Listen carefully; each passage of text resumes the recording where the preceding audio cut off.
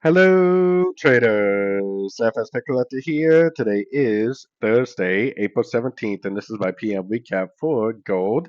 If you haven't done so already, definitely do check out my free Discord channel linked down here in the corner at the end of the video, and take a look at my website, fxpipcollector.com.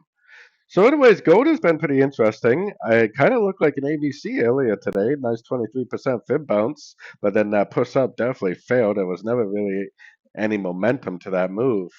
It looks like to me it's still very corrective. I'm almost thinking this is like the wave A right here. This is a big old expanding type thing that's going to form a wave B, like an expanding ABC of B, and then I feel like we're likely to go down again for wave C, especially with tomorrow being a bank holiday. It's a Good Friday for most people.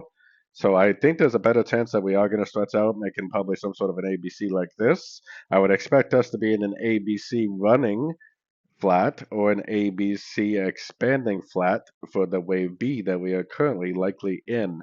But we definitely still need to be very bullish because of our higher time frames. Very strong uptrend.